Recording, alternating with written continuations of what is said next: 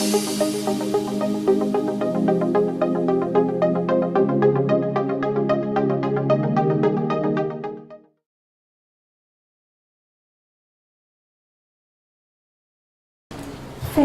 is now part of most people's web lives. Twitter is where a lot of people are reading the breaking news these days. And if you want to be entertained, then just dial into YouTube. Google Plus has woven its way into our consciousness and is now the second largest social network. As if these social networks aren't enough to distract us, we also now have Pinterest and Instagram to add to the online temptations. Approximately 161 million minutes a month are spent on social media applications around the world, enabling vast opportunities for marketers to promote their products and services. But are Sri Lankan marketers really making use of social media? Today's forum, Why Marketers and Admen Cannot Ignore Social Media, is set to answer this and many other questions. I now invite Mr. Kamika De Silva, President of the Sri Lanka Institute of Marketing, to state the objective of the event.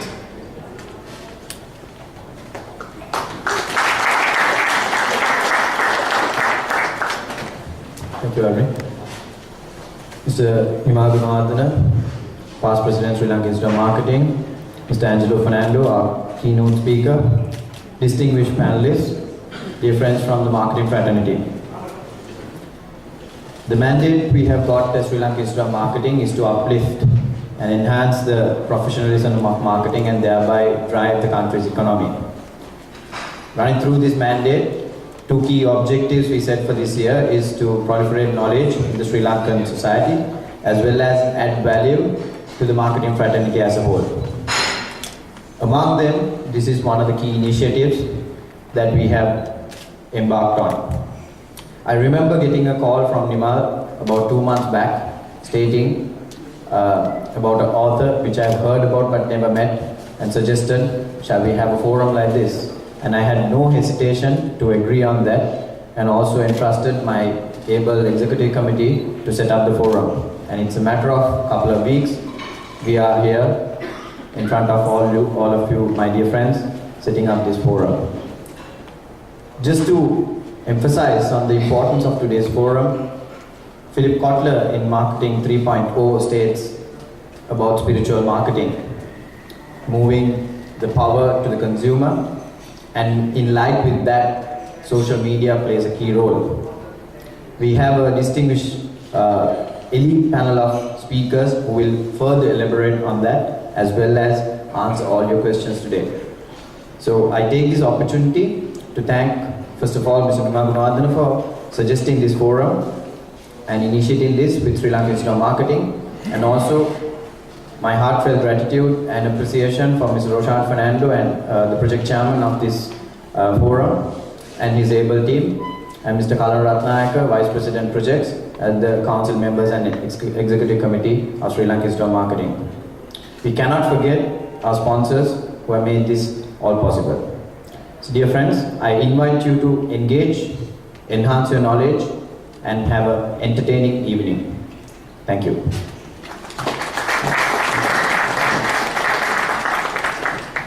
Thank you, Mr. De Silva. He's a veteran admin, a communication strategist, business and technology writer, and a regular contributor to one of Sri Lanka's leading publications. He's also a blogger, a broadcaster, and a podcaster. He serves as a computer and technology teacher at an elementary school in Scottsdale, Arizona. His new book, Chat Republic, is the outcome of 18 years of reporting on the intersection of technology and society, working in the trenches of digital media. Ladies and gentlemen, it is with great honor I now call upon our keynote speaker, Mr. Angelo Fernando, to address the audience. I'll take myself here for a start. As you can see, I have notes. I'm not using a tablet, I'm using my good old-fashioned book here. So, Yes. Here. This topic is pretty interesting.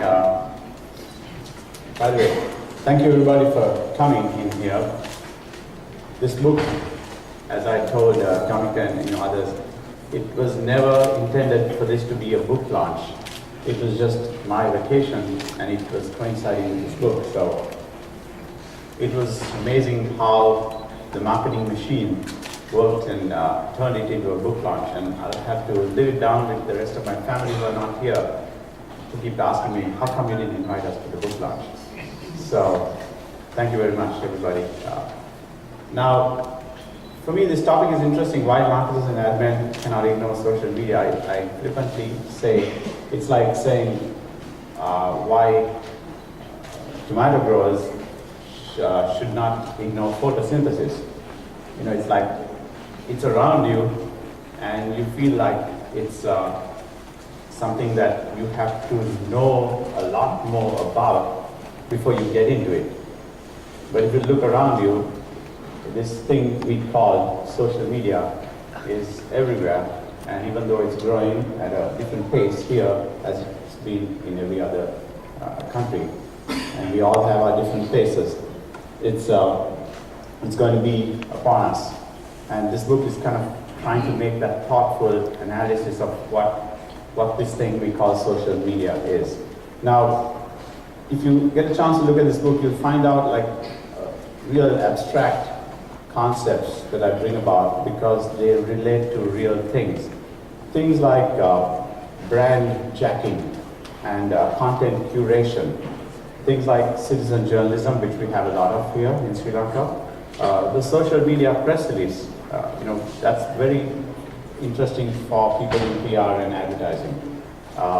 And of course, that favorite problem of ours, TMI, which I'm sure most of you know, stands for. Anybody? TMI. Everybody's heard of too much information. It's not the problem that comes at us. It's sometimes the problem that we create for others because they're constantly tweeting and copying everybody on email lists. So those are concepts that I try to deal with in this book that says, we are very chatty, communicating people. But when you peel back the layers of our chattiness, there are some good lessons to be learned. So, just a quick question about how many people read. I know most people tell me I don't read, or most people will say I'm not the kind of person who can read a book from cover to cover. So I'd like to ask you a show of hands. Anybody here who reads a book from cover to cover, from front to back, from the contents page to the footnotes? Anybody? Okay. Wow. I'm impressed because I don't think I do, unless it's fiction. So the book was written for people who struggle with reading, and I come across a lot of people who struggle with reading because I teach. And as you can see, the reading habit is dying even in the US. So I wrote it in short chapters, and I wrote it in a way that is divided into 3 sections. You can start with any section and work your way backwards. That's how I read. I sort of sometimes go forward and then come back and look at the index and then go forward again. So it's for the people who find it hard to read. So one thing I wanted to also dispel if I get into the main subject is, I've heard this word guru being used, and I absolutely, detest it with a passion. I'm sorry, but people like to call somebody else a guru, but I'm just a teacher, and I'm a writer, which also makes me a researcher, which makes me somebody who probes into things and finds out things. So I don't know more than you. I maybe dig deeper for things than you do, or you have the time to. So what I'm saying is not coming to you from a so-called expert. If I do have expertise, it's expertise in childcare because I have 2 kids. I'm also probably an expert in now because I taken up to teaching. I know a little bit about how to teach and how to actually, believe it or not, there's a phenomenon called, can I move off stage here? Can you hear me? Yeah. There's a phenomenon called, and I'm doing this deliberately, it's called the sage off the stage. Because in education, people have got tired of having classrooms where the wise guy stands in front and the poor souls at the back have to listen to him. So this idea that everybody is an expert, every one of us has some expertise. So it's time for the sage to get off the stage and sometimes ask the people in the room to come up with ideas, and that's what makes the class interesting. My wife's a Montessori teacher, and she says, I don't have lesson plans because in Montessori, I'm sure most of you have kids in Montessori, the teacher doesn't come with a list of things to say. The teacher observes the students, and when the student comes up with something, let's say they saw a snake on the road, that day's lesson will become reptiles. Or somebody sees a bee, and got stung by a bee, and that day's lesson might be pollination. So what I'm trying to say is expertise is sort of inbuilt in every one of us, and it's just how we share and how we engage that makes all of us smarter. So that's my little thing about, no gurus here, just humans.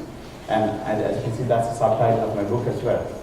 If I'm an expert right now, I'm a little bit of an expert on gridlock. So I just made a fun thing of this.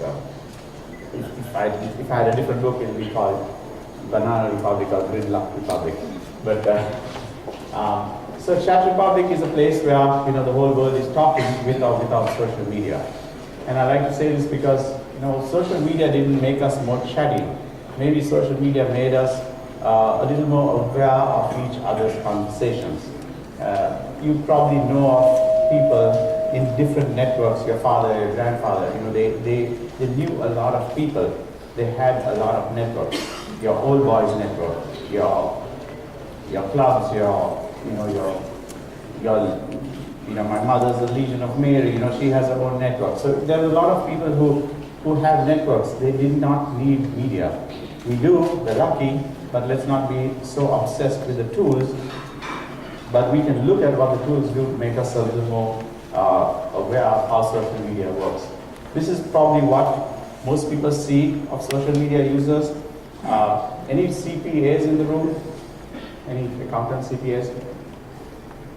There's another word I use in the book. It's called CPA, stands for Continuous Partial Attention. Now it's very important to marketers because you find that people are not paying attention, right? They're doing this kind of thing. They're always continuously paying you partial attention.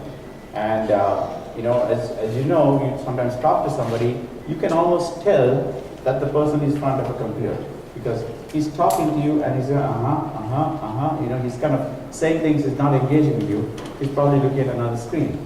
So how can marketers address that problem? It's a huge problem, but I look at it as an amazing opportunity because maybe you can distribute your message or your story or your brand across these different platforms. So I talk a little bit about that in the book, so you'll find that. I'll give you a little heads up on why this book is, for those of you who haven't read this book. I was a person, I'm kind of outspoken, I guess, even when I was in advertising. And when I went to the US, I started a website called Brand Buzz. I was writing for LMD and I thought, oh cool, I know a lot about branding and I've worked for JWT and O&M, and I thought I can put my thoughts on branding in one place. I registered this site and in about a year, I had a letter from a law firm, a very big law firm in the US, who represented a network of advertising agencies, Young and Rubicam. And those of you in advertising know Y&R. And Y&R is itself part of a bigger network, WPP, which is like the US government, it's like big. When you get a cease and desist letter from a big network agency's law firm, you know you're in trouble. So I kind of didn't know how to handle this situation, so I called this law firm and said, hey, you know what, I'm not trespassing on your stuff. I'm just a lone guy, I put up some things, and I like to talk to YNR, I'll tell them what I really did. I said, no, you can't talk to them, you have to talk to me. So I said, I work for them, I work for WPP, why can't I just explain myself and we can settle this? Didn't happen. In the end, I had to contact a friend who was an attorney who sort of drafted an attorney-like letter and to send it back and forth. And I realized that, I was not supposed to talk about branding because I was not now in advertising per se. I was like a guy, as I call myself, a guy in a room with an accent trying to talk about Madison Avenue stuff. And I was speaking out of turn. I was upsetting the apple cart. And that kind of percolated in my mind, and I felt like, you know what?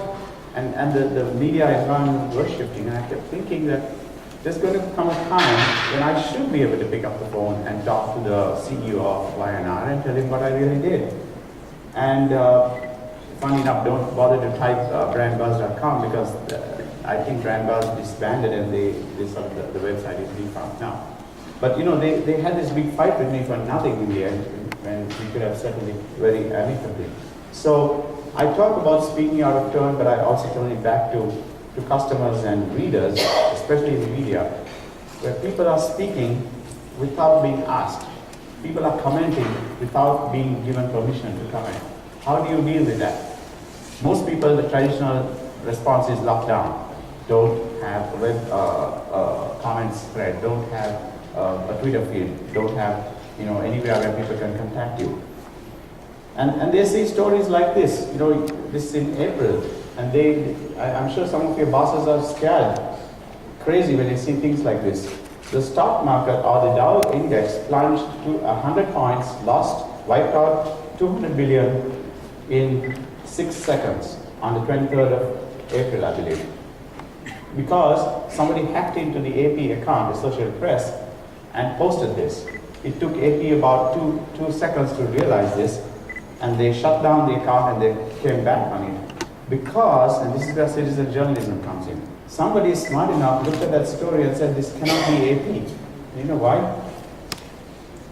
They have something called AP style. They would never use an uppercase for these two words. Right? AP is very, very anal about these things. So, somebody who looks at this contacted AP and found out that this is not an AP story. Within 6 seconds, corrected it, and of course the stock market came back up. It in fact rebounded. Lucky break, but so people see stories like this and think that, wow, we shouldn't get into social media. My point is, if you do, even if you don't have financial issues like this, you might have the eyes and ears of the world actually watching out for you. It's an amazing ability to crowdsource your response, which you never had before because you did not give them permission to do it. This is another AP story. To me, this looks like a fake story, but this is real. But this is like a crazy story that I just put it side by side because this is the kind of stories that people see every day. So let me take you through what I call the 6 lenses that are in my book. There are probably more, but I just distilled it to 6, okay? So, I'm a photographer, a little bit of a photo buff, so I always look at it as pictures can be changed and tweaked depending on how what you put in front of it. So the 6 lenses I like to talk about is, first of all, the blur.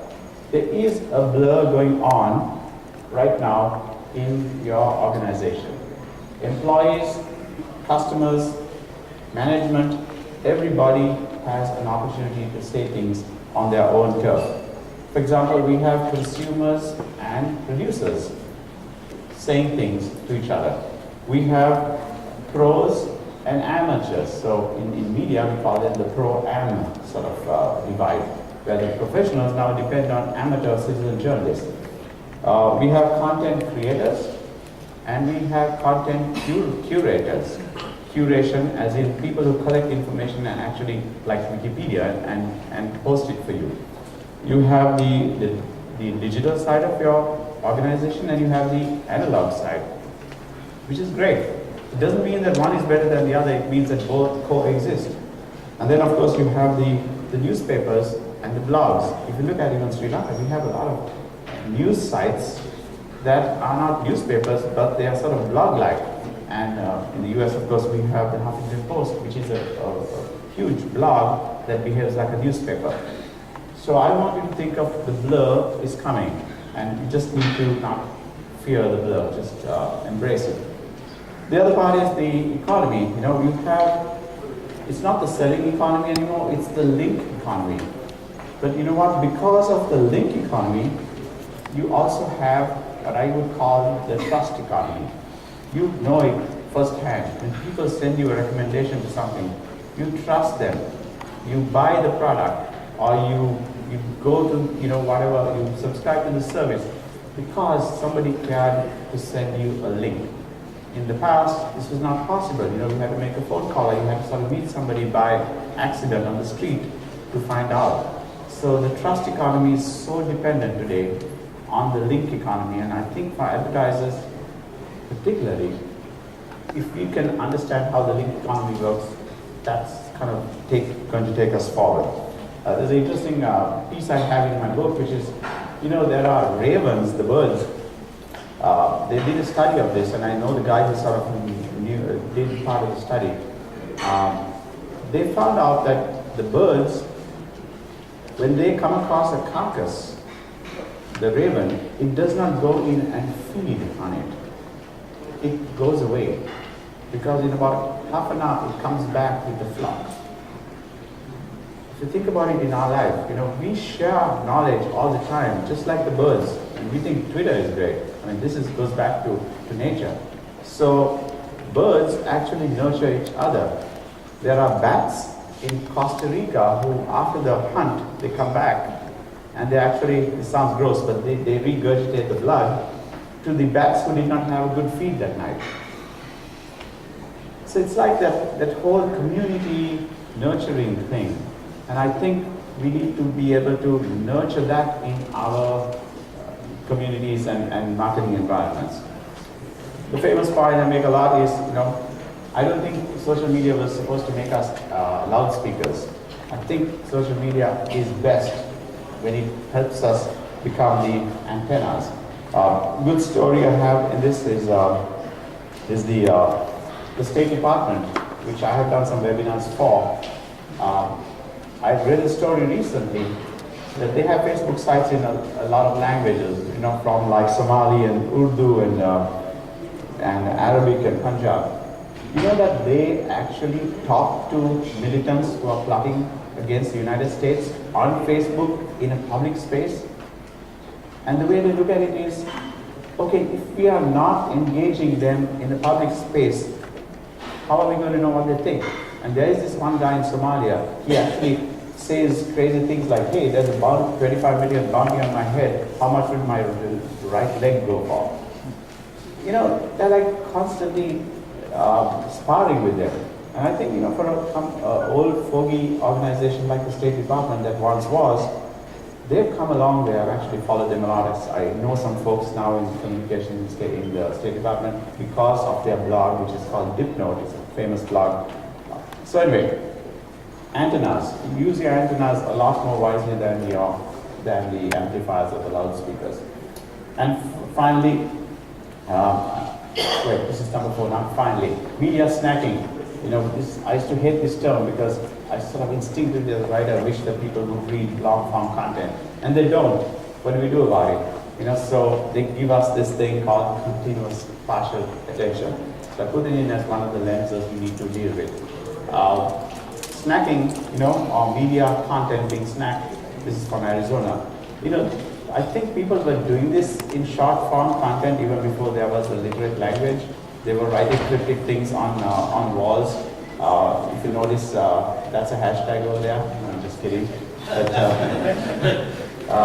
you know, they were doing this short-form content, but now it's like a huge problem. Oh my gosh, people are not writing long stories or reading long stories. But, you know, we need to sort of look back and see how are we doing this and how can we do it better. Lesson number 5 is I think that the internet moved from monologue to dialogue to multi-log, so that people are talking at you and with you in multiple formats all the time.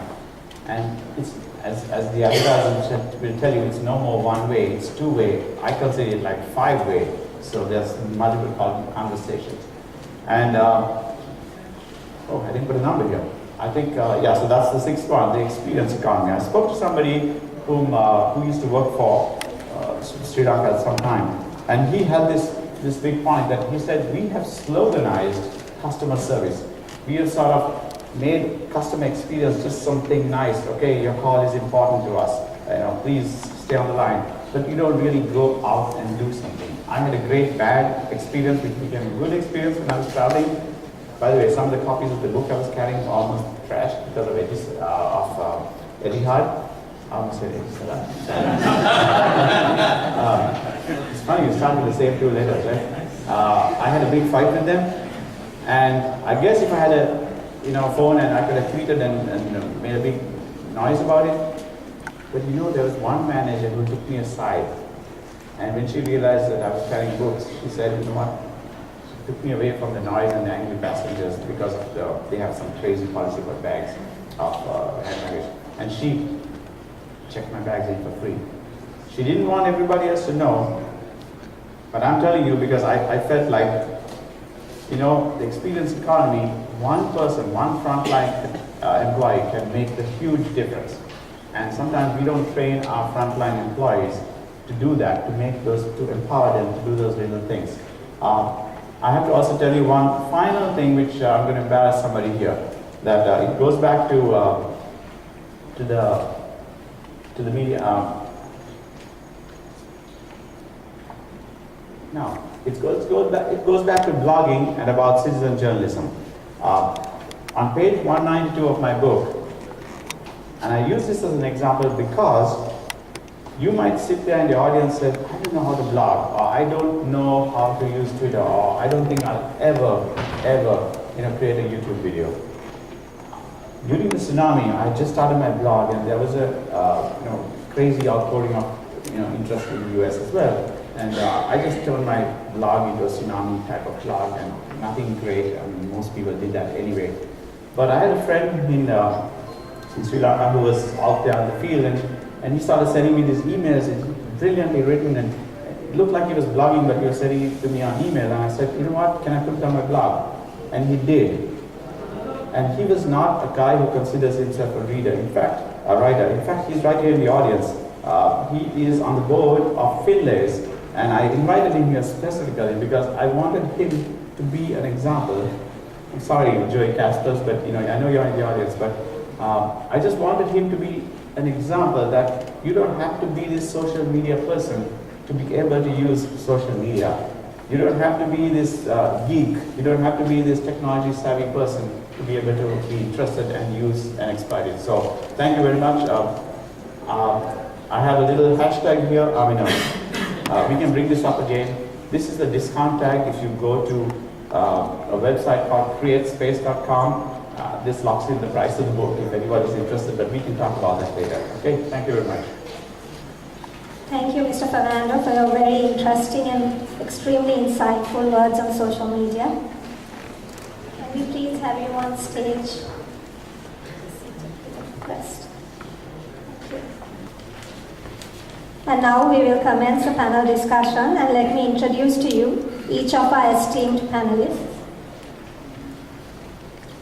He started off in advertising and spent 10 years in marketing at Reckitt & Coleman and 2 years in international management with AFS Intercultural Programs in New York City before re-emerging in advertising as CEO of JWT Colombo and then starting his own IMC enterprise, Strategic Alliance 20 years ago, affiliated with the Bates and Burson Mass Teller networks. He's gone from marketer to admen and PR strategist to now being a digital evangelist. He also writes, teaches and plays jazz and blues. Ladies and gentlemen, please welcome our moderator for the evening, Mr. Nimal Munawardana.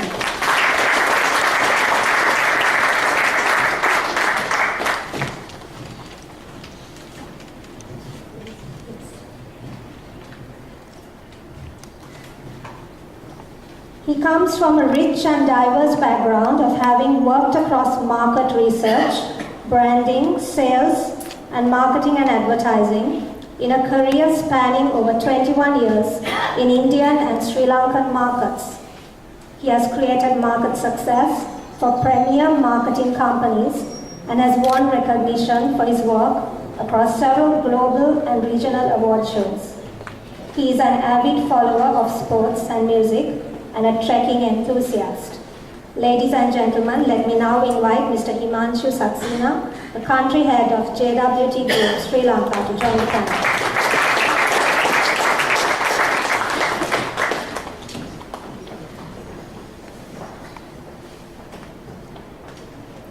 He has been in the telecommunications field for the past 8 years and has held various roles in marketing, product development, and digital solutions. He was a judge at Sri Lanka's National Award for recognizing digital excellence, Iswabhimani, last year, and is a catalyst in generating local digital content. Ladies and gentlemen, let me now invite Mr. Chandamuna Singha, Head of Digital Services and Enterprise Solutions, to join us.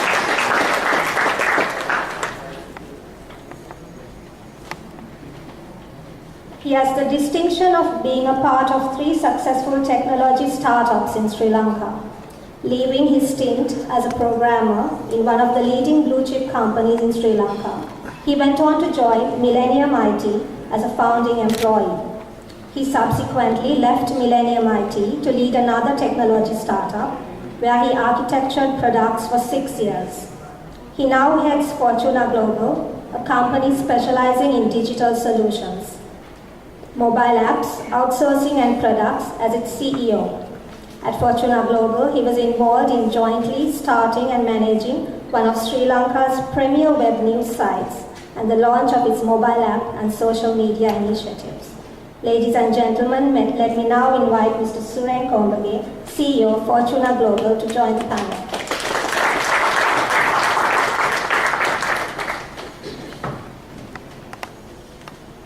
She has a background in marketing and psychology and is known as a marketer and a researcher. She spent 10 years at Reckitt Benckiser, Lanka, and worked on a wide portfolio of brands in Sri Lanka and in the region. She has been with Quantum Consumer Solutions for 10 years, working on a wide range of product categories from FMCG to service, B2B, including social research. She has pioneered breakthrough studies such as youth behavior tracking, social behavioral studies in health and hygiene to develop a national epidemic management plan, and many other studies to provide strategic direction on brands. Ladies and gentlemen, let me now invite Ms. Roshani Fernando, COO of Quantum, to join the panel.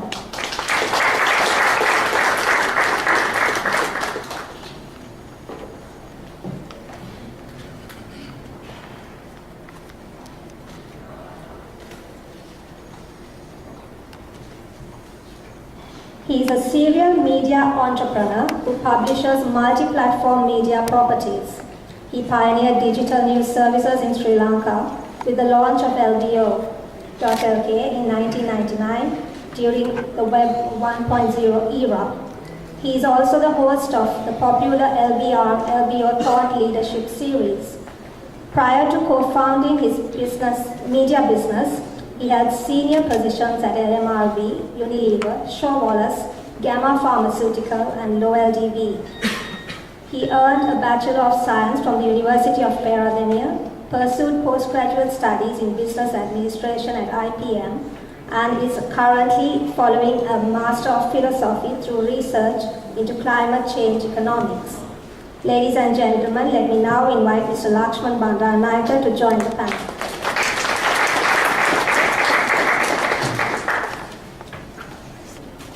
I now hand over the controls to you, Mr. Nima Gunawardana, the moderator of the program. Okay, I'm going to just introduce what I'm going to do and how I'm going to play this discussion, and then move on to the discussion itself. I think quite rightly, Angelo emphasized the human aspect of social media throughout his book, and that it is not a techie thing, but really humans talking to each other using what is now the internet, which is the wonderful gift that we have for everyone across the world in this century. So citizens are now talking to each other. Those days, marketers used to talk to citizens through the traditional media, but today citizens are talking back. And they are talking to each other about our brands, about our companies, the good, the bad, the ugly. And the question today is, they are talking online, but are the marketers online? Are we marketers online? How many here are from marketing who are working in marketing? Can we have a show of hands, please? Right. Now the question is, are you online and talking with your markets, with your consumers? How many are from ad agencies? From ad agencies, okay. How many are not in marketing, not in advertising, but very interested? Or students? Right? Okay. See, today we are going to focus more, because this is the Institute of Marketing, and we promised to answer this question. We are going to talk more about the relevance of social media for marketing and marketing communications. So the question is, if citizens are talking about our brands and our companies in conversations online, and I just picked up a book which says there are about 100 million such conversations happening every hour, right? It's a book called Contagious, which talks about why things go viral. And if that's happening, why are we marketers not in that space? Why are we standing back? Are we not daring to step into that space? Are we even listening in? Are we interested in listening in to what people are saying about our brand?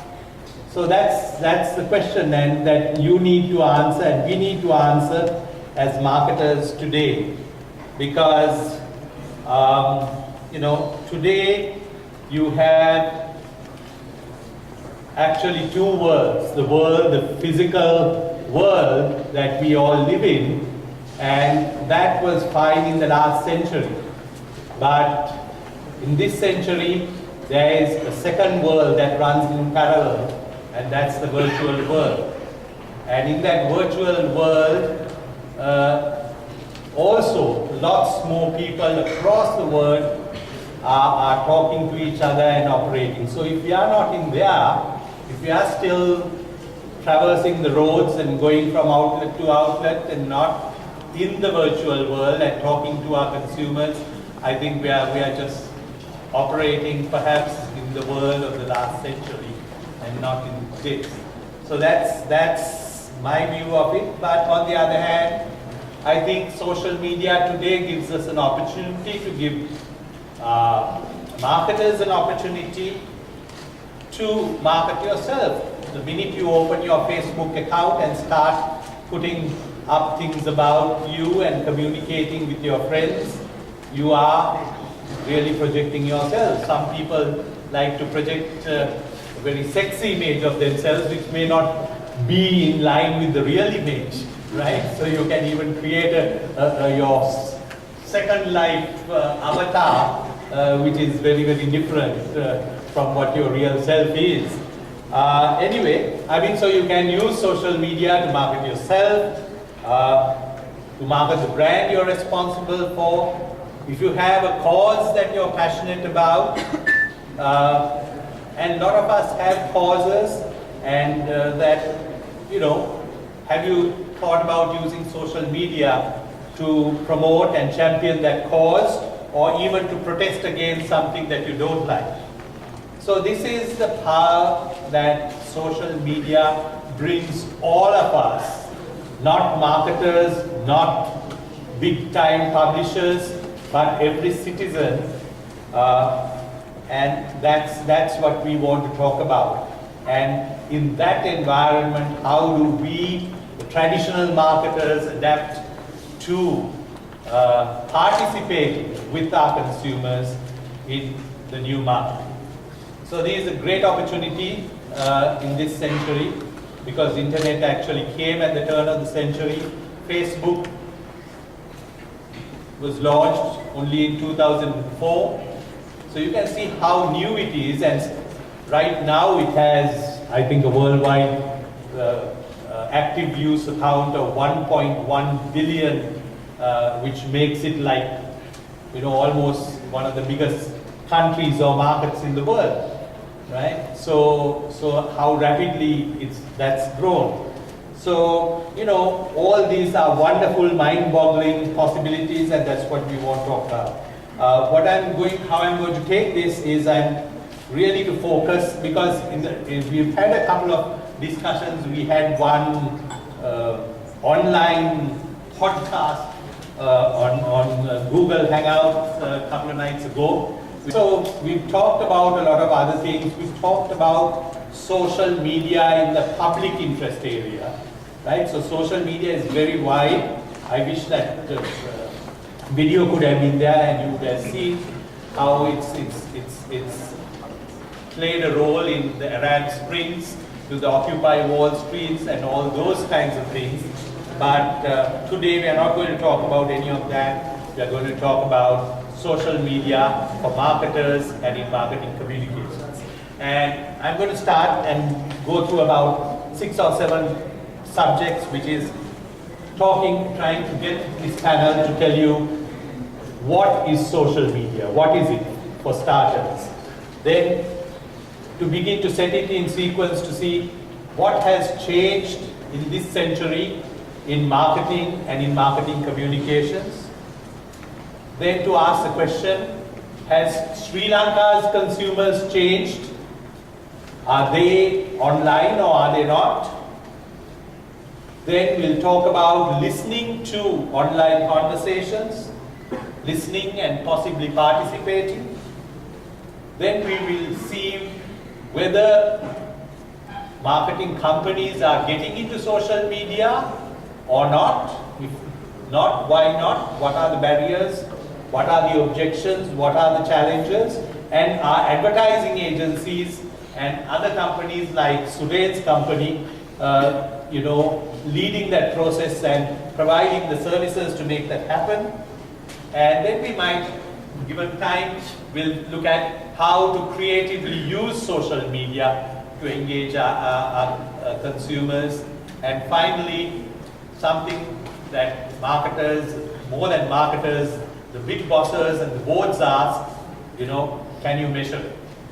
Right? So can we measure social media? Can we justify social media? Particularly when you're going to say, shift these big budgets that you're spending on traditional media, at least shift a small portion of that for starters into social media. So we will see whether we can answer those questions. So that's what we are going to do right now.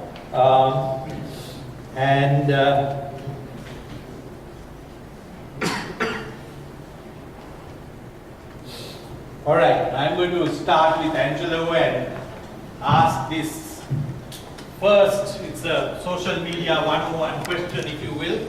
I'm asking him to define this social media animal. Is it an aggregation of people-to-people communication networks? Is it a Markov channel? Is it an engagement tool? And he called it Chat Republic. I mean, it's like a country. Is it a country of gossiping people, Czech Republic? Or is it then a democracy? If it's got many voices, is it a democracy? Or is it an anarchy state? What is social media? Angela.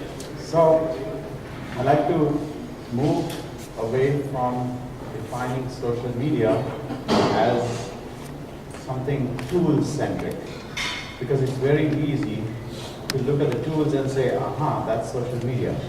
So, I use LinkedIn, some of you use Facebook, some others use Twitter, and in 5 years' time, there'll be 5 other tools. So, social media is definitely an aggregate of all the communications going around, and I always refer to it as this thing called social media because it is a temporary thing. And instead of defining it in terms of the tools, I would encourage you to think of the processes. And I'll give you 5 processes. I kind of boil it down to 4 C's and a D, I guess. So it's collaboration. Anytime you collaborate with somebody online or offline, but using some sort of interaction, then you're using a social medium. So there's collaboration, there's crowdsourcing. Anytime you ask people for your opinions or you get people to give you something in return for something that you provide them, it could be an intangible thing. You are engaging in a social media environment. So there's collaboration and crowdsourcing. There's content. You don't have to be a writer to be creating content, like I just told you about the person who contributes to my blog. Content creation and content curation, we do it all the time. We are constantly, putting out our thoughts somewhere, either on a review page of Amazon, or either on a review or a comment thread on somebody's website. So that is making it social because you automatically assume there's an audience. So there's collaboration, crowdsourcing, content curation and creation, and there's community building. I devote a lot of time in the book to communities because communities are not just to nurture and make you feel good, but sometimes it's for research. Sometimes there are communities, in fact there's a community in one of the universities called innovation tournaments. They run tournaments in a community setting and they come up with cool ideas. So those are the 4 C's, and of course the last one, not the least, is due diligence. Anytime you are listening to something or someone or some group, using some kind of tool or process, you could be using social media. So this thing is expanding, but I just boiled it down to 5. All right. Thanks, Angelo, for that very qualitative or very explanation. But I'm going to press on and insist that perhaps Suren and Chana tell us what's there. I mean, everybody, when you say social media, Facebook is the biggest continent in this whole Czech Republic map. What else is there? What are the other interesting, cool things that people are using? And then, I mean, is a text message or OTT, is that social media? Is Skype also, part of this whole social media range of tools that are there? All right. Suren? Infuse social media, like Angelo described, it's an interaction of a set of people to come together very simply to either share, create or exchange resources. Maybe it's photos, maybe it's text, maybe it's voice, maybe it's documents. They just simply you exchange resources. And it's obviously over a network. We all know about internet, so we use internet for the interaction. And we do this all the time. Maybe for years we did it. Before the invent of Facebook or through email, we shared various things. But the beauty about Facebook, if you ask about Facebook, if you talk about social media, Facebook is enormous social media, hand in glove. The beauty about Facebook is that it bought an application or a piece of interface where it's so simple for people to use. And you, me, with a 60-year-old, 15-year-old kid, 11-year-old, or whoever, could just sit in front of a machine and adapt to it. So the accessibility, the interface part, is the one which I feel that Facebook brought together. And if you say Facebook is social media, it has about 1 billion.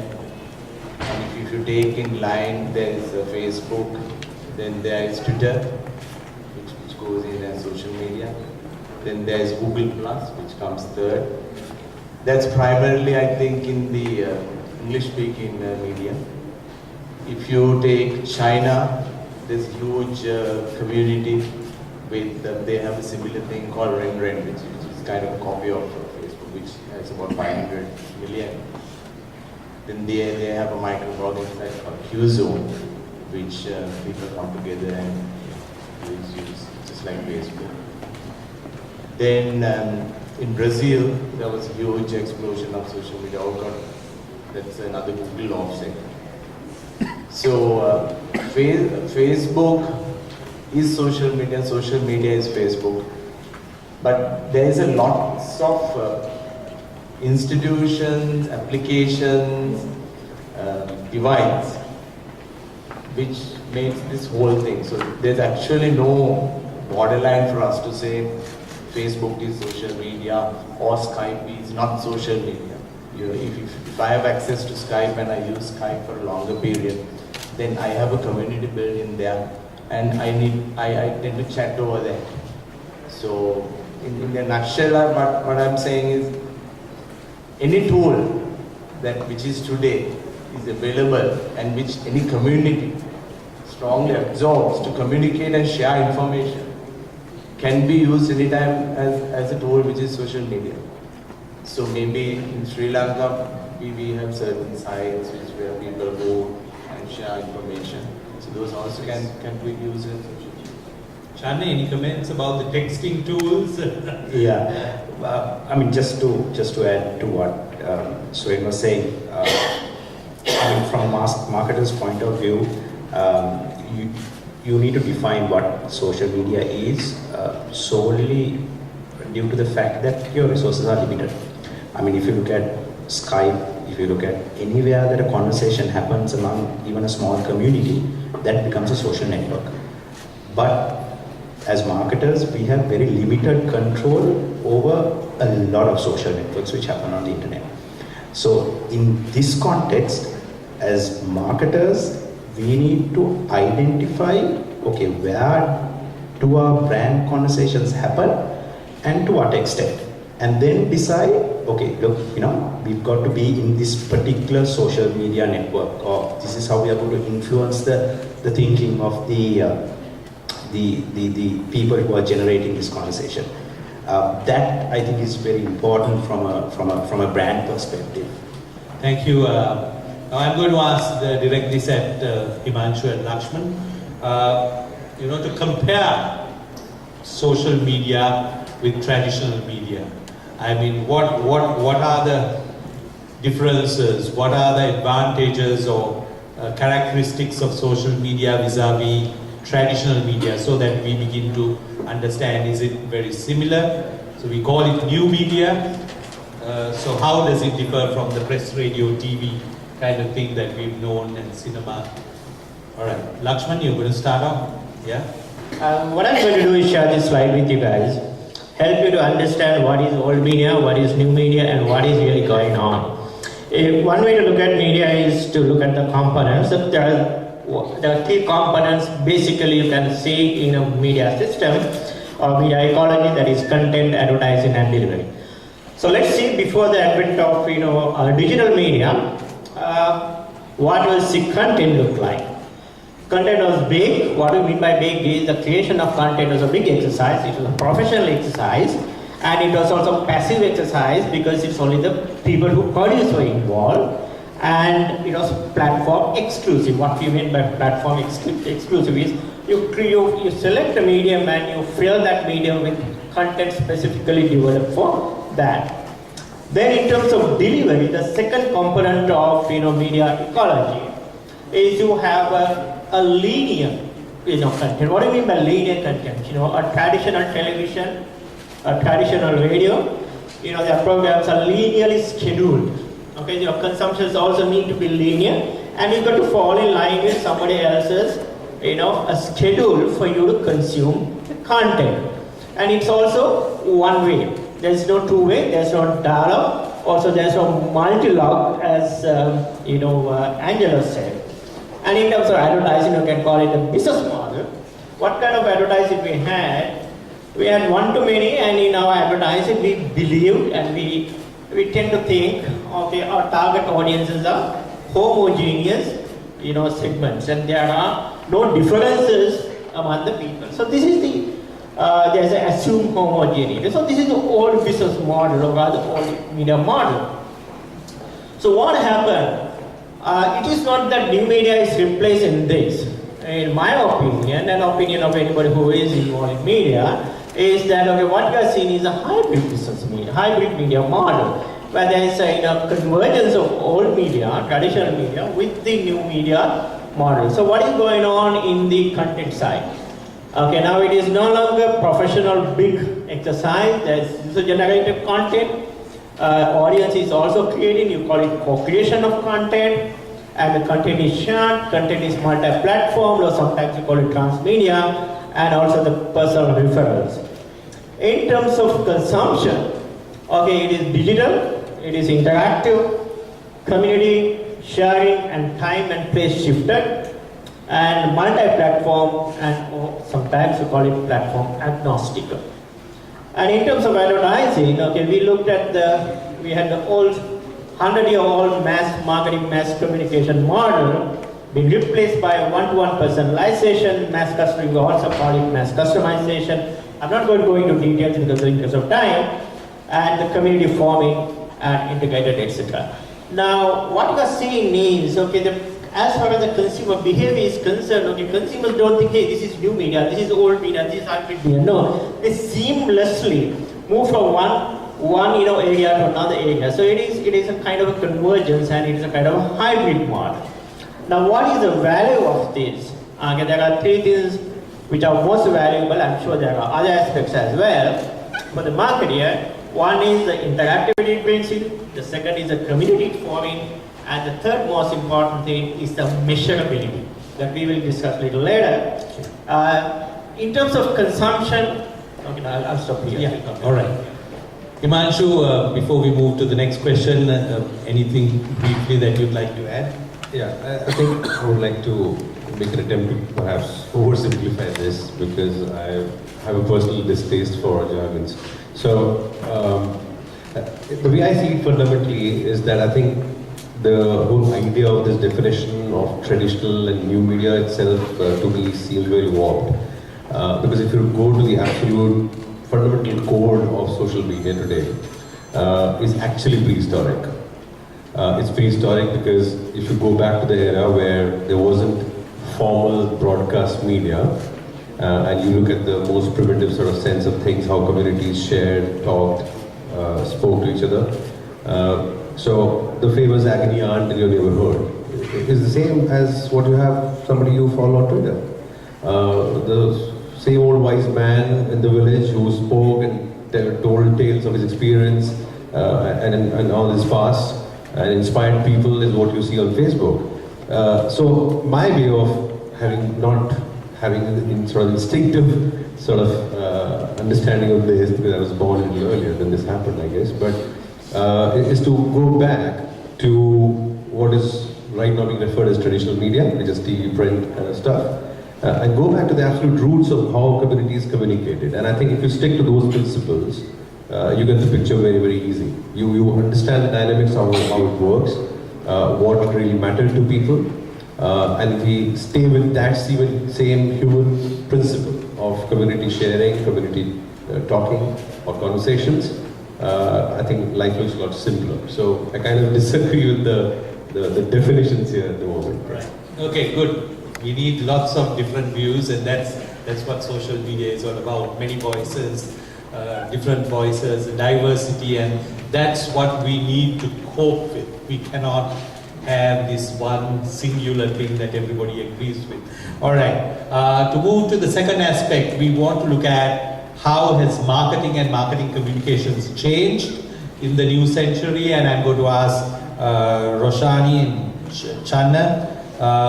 with the advent of internet and new media, digital and social, which is a part of that, how has marketing changed?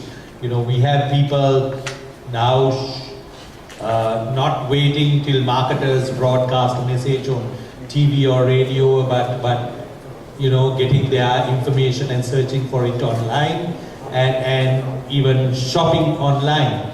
So how is that going to pan out? Any views on what's happening in Sri Lanka? What do you think is likely to happen? Is marketing going to be changed, or are we going to do the same thing that we were doing in the last century? I'd like to really steer you closer to the individual, the consumer whom we are all interested in, because we have to understand change in the context of what's happening to this individual that we're talking about. He and she is changing definitely, and I think one of the interesting things is that this individual's social imagination has expanded, and there is a phenomenon called the social imagination. Now, what is social imagination? Social imagination really is, if you believe there is potential, anything is possible. And it is interesting when we go out and talk to the males and females individuals, not only in the Western province but outside there, they completely are oblivious to their current circumstances. They are not limited by the current circumstances because the potential is so wide and vast, which really has been exposed to them through social media. Because the kinds of ambitions that have been fueled in individuals today are interesting and amazing. Because we have youngsters in Batiklo who is saying, my ambition really is to start designing, doing web designing and start selling on the internet. That's what I want to do. So I can earn, and I can earn dollars. And I'm not talking Sri Lankan rupees, I'm talking dollars. This is the kind of possibilities that are being created. Are we aware of all of this? So therefore, and also the other interesting thing is, and maybe Angelo has titled his book also The Czech Republic, because people are going out there and creating an identity for themselves. The avatar, as the one was saying, which is your ideal. You are living an ideal life. It doesn't matter. Nobody is asking you what are your roots, what is your name. You can create the name you want. You can put up the picture you want on the social media. You're creating an ideal identity for yourself, and you're in an environment. You're interacting with people you want to. You have security. You have freedom. There's nothing to worry in that, and that's where people are hanging out. So it's a virtual world, and that's where they're consuming. That's where they're buying. So people are buying online, which is happening big time. So therefore, this is a community where they're hanging out and living. So we need to get into this community, which is the virtual community. Understand how do we also connect with this consumer. Okay. Actually, now is an interesting time when it comes to the whole retail and the online shopping experience is concerned as far as Sri Lanka is concerned. Because as you know, Sri Lanka is going through a sort of a online deregulation right now. Not even 2 months ago, about a month and a half, central bank said, look, you can receive payments to your PayPal account, which is going to make a huge change in the number of people who are basically going to buy and sell products online. Now, if you look at how an online shopping experience is substantially different to an offline shopping experience, the best example is Amazon. You go to Amazon, you buy on Amazon because of two main reasons. One is the fact that I think they have close to 500,000 storekeeping units which they sell. Obviously, that's a big store. Number two is actually the most interesting, which is the peer reviews which happen on Amazon. People now rely on what their peers say about your product rather than what you as a company say about your product. So let's say, for example, Samsung would actually be more interested in what the consumers who have bought a certain TV is saying online on Amazon, rather than what the actual TVC is probably saying. Because a negative feedback on a product can actually, especially on a site like Amazon, because that's actually a social network if you really look at it. So that combination is completely revolutionizing the shopping experience. And with the financial deregulation that is happening in Sri Lanka, you will have a lot of these stores coming up now. I mean, it's happening now, but over the next 2 years, you will see a huge difference in the way people shop, in the way people shop for information about products, and so on and so forth. So that, I think, is, I mean, it's an interesting period in Sri Lanka right now. Himanshu and perhaps Angelo, looking at marketing communications, what's the change? We were doing this one-way broadcast through press, radio, TV, and cinema, and so on, and now, so it was sort of push messaging. Now the consumer is searching and pulling out messaging or information that they want when they want it. And how is that going to pan out, and you know, any comments on that in relation to Sri Lanka and abroad? So I would look at it as a shift from, you know, in branding, I used to be in that word. You know, we thrive on the fact that there was information scarcity. So your job was to provide that information to people who didn't know it. And now, as our panelists have also noted, that, you know, people have the ability to find that. So that information scarcity era has gone. So the push techniques we used to use are going away. And I think it's good for us to feel uncomfortable about that we cannot push information, because people will pull, because now they want, instead of information scarcity, they want to collaborate. In fact, very often you hear people, when you buy things on Amazon or various places, they ask you, can you give me a good review, or could you comment on you know, something that your experience. So they are kind of soliciting that information experience from the end user. I'll take it to a different level, where there was a guy I interviewed for the book. He's the professor of citizen journalism outfit.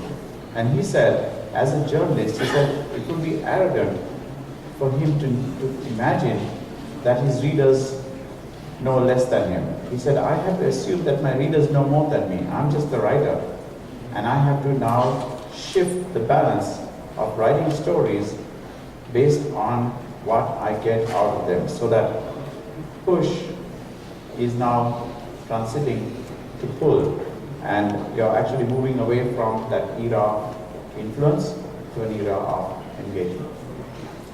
Yeah, just to add to that, I think more than ever before, we are in an era where I think words like purity, honesty in building brands or marketing are absolutely on our face now. You can no longer choose to hoodwink, share partial information, influence with loud noise certain opinions in public, because sooner than later they would get to it and they would talk about it. So you can, the whole media analogy or measurement systems of share of voice leading you to market shares and all of that, in my opinion, is dead already, right? So I think there is no replacement for human character. So you need to be really, really pure about what you say and what you do. And I think that's the biggest difference this whole new phenomena has sort of bringing in, which I'm afraid with great reluctance, marketers and advertising agencies and other consultants are grudgingly sort of nodding to, hopefully now. The second point I think is that for the people who are already very honest, and I'm sure there are many of them, majority of them like that, the speed to know what really is happening right away, rather than wait for a long drawn sort of research track to throw up some numbers. By the time, you know, life has already gone on, it's almost like post facto operation which you're doing, I think you can really get the pulse of how your marketing actions are impacting consumers pretty much on a daily basis, and course correct as you go along. And that's really possible in this space. So I think these are two big impacts from the push to sort of pull sort of economy we are operating in now. Okay, let's move to the next topic. Consumers obviously have changed, but marketers aren't changing. They are still putting their big money, conservatively saying 25 billion rupees a year. The track media is much more, but with discounting, the kind of guesstimate there is, that's the kind of money that they are putting into press, radio, TV. And so, if we are continuing to do that, are we saying that consumers here haven't changed? They are not online? People, I think a few years ago, they were saying, no, there aren't enough home computers. And over the last couple of years, Nielsen now says that home computers went from like 11-12% to 26%, right? And beyond home use, now we have the tablets and the laptops, and out of home use in cyber cafes, offices, and all still people getting online. Then we have mobiles, which have about 80% of people would have mobiles and smartphones, obviously, which you need to get online, and that's growing fast, though it's still small. So, what do we know about how consumers are behaving? Are we still justified in saying, no, the time is not yet right? Or is it's only the young people who are online? Is it only the Gen Y? What about the older people? What about people in the rural area? Have people's habits changed? Are they still watching TV, radio, listening to the radio in the same old way that they did? Roshani, Channa, Lakshman? Roshani? One thing is very clear, that the whole urban-rural divide is no more. With mobility, obviously, that divide has completely gone away. And we have, in our society, the large middle class who are the aspirants. They are fueled by ambition. Their whole drive is mobility, and mobility, upward mobility in every sense of life, but at a holistic level. It is about more income, dual income. How can I earn more to spend more to live a better quality of life? So therefore, the rat race is immense in this belly of the Sri Lankan community, who are the aspirants, who are almost 1/3 of the Sri Lankan household population. So therefore, it is the youngsters really who are wanting to get the best. They are in a rat race. Dual qualifications going on at the same time. Today we can see A-level students are doing AAT or a SIM or another qualification, because they want a professional qualification along with the educational qualification to get ahead. The whole thing is about getting ahead, getting a job first. So what's happening? Everything is getting into a crunch. There is no time. So therefore, social media really is playing a vital role in really putting these young people's lives together, holding it together, because otherwise they don't really have an opportunity. Today, youngsters don't have time to hang out, play cricket in the evenings like youngsters a generation ago would do. So they have to catch up and hang out with friends late at night. And how are they doing it? On social media. They're playing games on social media. So social media really is become a unifier, which is holding this consumer who is fueled, who is rushing ahead to hold themselves together. See, with regard to the older generation, they really don't understand the logistics and mechanics of social media. They are not into it, but of course they understand the value of it. And today when we ask parents what your ambitions are for your children, one is, I need to get a computer for my child. I need to invest. So I will do easy payment, get a computer, because they know computer is what can get the child ahead. So they don't understand the jargon, they don't understand the mechanics of what a computer and social media can do, but they have come to the realization point that a computer, a phone, and youngsters today, their ambition, their first thing is with the salary, I'll buy the best phone. You know, a smartphone which is easily accessible. The question you will ask is consumers are changing. Yes, consumers, they have been changing, they are changing, and they will change exponentially. Expect the change to accelerate. The change story has two components. One is the device story, other one is the relationship with the content. Now, what is the relationship with content? The interesting thing about media is a supply-driven industry. The more content you provide, it is amazing. Consumer, your audience will find time and will discover that content. What you are seeing even in the developed market, Angelo perhaps can enlighten, even in the US, the consumption has gone up as the supply went up. So the traditional way of consuming television, the share may have gone up, but the number of hours you consume content has gone up. Now the same thing is happening in Sri Lanka. Think about 50 years ago, if you're old enough to remember 50 years ago, okay, we had only daily newspapers and weekly newspapers and one palace or whatever. Then came television, then came multiple channels, then came 100-channel universe. Now you have the all sorts of streaming sites that you watch your audiovisual content. So that's the story, and then you will see that you just walk down the street. How many kids are listening to their iPods or MP3 players and mobile devices? So as the content gets proliferated, the number of hours people use in consuming content will go up. The second one is the device. The device story is a wonderful story. The device story is that those days, okay, you had a community device or a family device to consume the content. It is not anymore. You have the family device, that is your television. I really don't know how many people listen to radio at home. Okay, but I believe that getting together, sitting around the television, still happening, and it will happen for quite some time. But at the same time, everyone has their mobile and various other devices. Now you might think, okay, we are talking about the top 5% of the country. No, not really. Remember, what is happening in the top 5% of the country today is going to trickle down to the middle market within the next 2 to 3 years, because that is the power of technology adoption. I'll stop.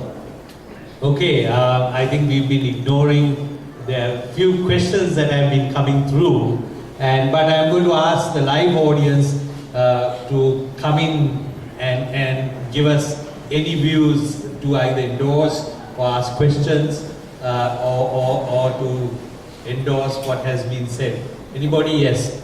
I actually agree with pretty much everything that's been said so far. There's a lot of perspectives being shown. But basically, I work for an advertising agency. We're a startup. And when we go as an advertising agency, we always say that our core competency is social media. It's sort of like our USP. But I think we'll be coming to this quite later, as in the aspect of ROI. That's one of the questions that every time you go to a client, they say, how do you find a tangible response? How do you find the outcome here? But what I actually wanted to say was I just wanted to add something to the conversation. The point is that I suppose how, at least in Sri Lanka, I'm not sure how it is around the world, but at least in Sri Lanka, how social media has been actually approached by the client themselves is quite polarized and wrong to some extent. Because now, even when you go to a client or even when you go to a company, what they say is we want likes. And that doesn't necessarily translate into people coming through the door or brand building, because you can have 100,000 likes, 200,000 likes, but that will just mean that either you've accumulated that because you ran a competition and people want to win something and that's why you came on, or simply because of the fact that they want on their particular page that I like Nike or I like Dialogue or I like Etisalat or whatever it might be. So I suppose the fact of the matter is, even if we consider an advertising agency or a marketing professional who has gone on to the industry and said, look, you need social media, how it has been incorporated is quite wrong. Because right now, what it seems like is just a brand building exercise that you can offer to a client. And they're not quite wrong either. You go to a company and they immediately say, okay, this is what I want 20,000, 50,000 likes within 1 month, and this is what I want you to do. You can give out these kind of gifts and so on. So I suppose I agree with what's said so far, but on the practical ground situation, when you try to approach someone, this is the sort of practical difficulty that, I don't know, for me. Excellent, excellent. We are going into that area right now. We are talking about, we are getting into online conversations. Are we listening? Are we participating? Okay, online conversations will be like when we talk to each other about brands. Everything won't be the wonderful light thing that the marketers want. So we will gripe about brands, or sometimes we will, go moony about them or whatever it is, so we love brands and we sometimes get pissed off with them. So I think that is the real world, and that's the world in which conversations take place in social media. The question is, are marketers listening in? Or are marketers shunning? My question and my sort of feel is that marketers are saying, no, we don't want to get into this because we are used to hearing the good things and saying the good things only. And when you get into because marketers, by and large, we lived with messaging which was 100% controlled. We created the messaging, no one could interfere with it. We called it advertising and we put it on. When we get into social media, it is an uncontrolled environment. We do not control the message. The message is not only coming from us, from others. And so many voices are talking about the brand in different ways. So the question is this the big fear that marketers have to getting into it, that we are not, are we listening? Are we fearing to get into it because of the uncontrolled nature, because of the negative comment that might be there? And if so, is that a good thing? Can I jump in? Yes. I need to go back to that question. That's a very deep question. Yeah, I just didn't, I guess it'll take a long time to answer it. But first of all, this perception that Facebook equals likes, or broaden it, that Facebook equals social media. Have you ever wondered, not you, but first of all, what's your name again? Yeah, I'm Shameen. Shameen. And whom do you represent? What company? Yeah, I own Essential Private Limited. We are a startup advertising agency. Okay, wonderful. I guess clients have never realized this, but there is no dislike button, right? Or what happens if Facebook suddenly takes away the like button? Then what? Are they going to ask you to sort of come up with some other form of response mechanism?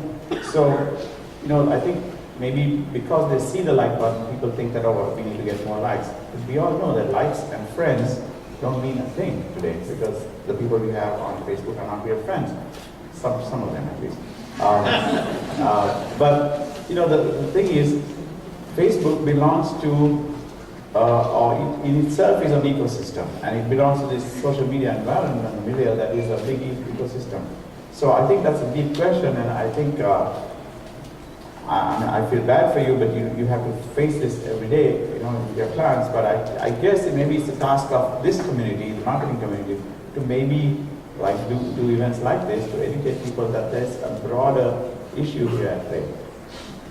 How do we operate in the real world, Himanshu? Or anyone from the panel? How do we operate in the real world where brands are talked in real terms? The good, the bad, and the ugly. Yeah. I too want to sort of add a little to what Angelo said. You're right. I mean, what I think clients do wrong is the fact that they treat social media as a totally different paradigm to everything else that they do. Let's say, for example, you need to match your social media map to your digital media map. You can't expect to maintain a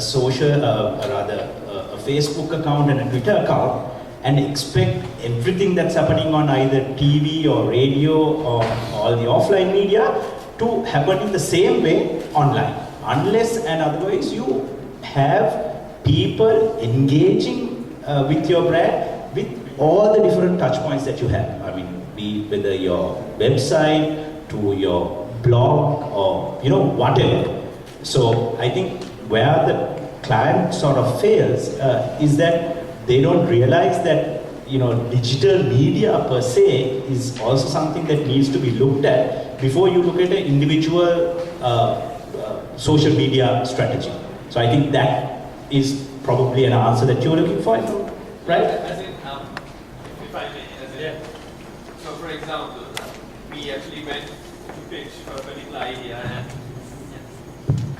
we actually went to pitch for a particular idea, and how it worked out was the fact that two things. One was the fact that they pretty much wanted the content created on the ground for BTL and ATL to simply be applied online. And what we told them was our mantra is simply quite different. Content made for print is not meant to sync. You have to change the paradigm if you are going to go online. But that's not what is required, as in what they felt was, and this is I'm sad to say that sometimes it is the general perspective as well. It's the fact that social media is just a nice to have feature. Yeah. And that should be the shift in mindset as well. And beyond that, the second point is sometimes it's a mechanism of damage control. And one particular client we went to pretty much told to our face that, look, I don't want someone else to create a page and say something bad about my company. So I want my company just to be there so that if such a thing happens, someone from our company can post and say, no, look, this is the official page, not that. So that's quite polarizing the aspect as well, in my opinion. How do companies that are open, how do companies abroad deal with this, getting comments which are good and bad, complaints? I mean, isn't it a good thing to see what your consumers are saying, even if they gripe about it and then address it and turn it around? I don't know. I think that makes the brand more credible than this false picture that we have been painting over the years, just talking about these wonderful things about our brands. They are not real. They are unreal. People aren't like that. We are not all paragons of virtue. We are real people. And brands should be. If I am going to like a brand, then brand should be like me, right? Tell me. Enough experiences like this. See, it's kind of a follow the third concept that we have here, which we have seen. Here also we have a division saying we are marketeers and they are clients. And either we know it and you don't, or the client says you know and we don't. What we feel is there's a certain amount of education the client has now. Whether that education is right or wrong, I don't think we are here to judge. The client says, yes, I want 100,000 likes. I think he comes from a notion that he's already embraced digital to a certain extent. I see that as a positive. Say that I want likes. Versus a client who says, I don't want digital at all. Well, that's a bad client. The client says, I want 100,000 clients, I will embrace the client. But you need to work with the client and say, look here, 100,000 likes, I'll give you. At the end of the day, what will you gain? So as marketeers, we need to know a lot of stuff before we sit in front of the client and say, I'm digital, I'm your guru. Or like Angelo said, I'm not your guru. So we can't take digital, social media all this new media or old media, like Lakshman said, the divisions, is a piecemeal. I'm not saying that we need to know it all before we go in front of the client. But just like the client doesn't know a lot of things, we also don't know a lot of things. So what we generally tell the client is that your digital plan or your social media plan will bind with your 360-degree advertising plan or your marketing plan. And we need to know that, and we sync with that. And I feel if you work, along that, and then introduce even content, helping a client get into digital, I feel is a great thing. So you say, we can use 20% of your current content for digital, not 100%. Your client will embrace you. So you need to work 6 months, 8 months, a year, 2 years with a client. Okay, I'm going to move on. I've been asked to speed it up and I have more ground to cover, but Himanshu, I'm going to come to you and say, in making the transition, if we are to make in Sri Lanka, the marketing companies and the agencies who have been working in traditional media to make the transition and bring and get into social media, what has to happen? Why is it not happening? Why are the clients not keen? If so, why? What are the objections? What are the barriers? What are the challenges in getting clients on board? And I'm going to then also ask the questions, are agencies and others ready? So first answer, why clients may be diffident? So it's a loaded one, so I'll just take a couple of minutes extra. Partly sharing the Agnieszka friend here, I think, but fully empathizing with marketing community as well. I think if you compare the overall evolution in this space from the Western world to developing economies like ours, there is a significant conditioning which we have been living with. Because we've been sort of rapidly expanding categories, we've had under-penetrated categories and so on and so forth. Larger marketing discourse has been around acquiring new customers, right? And that's what our conditioning is, that's what our research parameters are. I mean, sit in any classic, Roshani will tell you this, any classic research presentation, intent to purchase, that's the one which gets debated most, right? Recommendation share, likability of the brand, if it's passing a certain benchmark, it's okay. And I think that's the fundamental shift which the social media is forcing on us. Because as I see it, I won't say 100%, but a majority of conversations are happening of people who have experienced your product or have heard from very reliable sources about your product, and that's when they're talking. They're not people who perhaps could be in need of your category, right? Now, when they're talking experiences or perceived sort of benefits, positive or negative, whichever way. And therefore, I think in the marketing community, the fundamental focus shifting from intent to purchase as a parameter of success or indication of success to saying, do I have a recommendation share which is strong enough?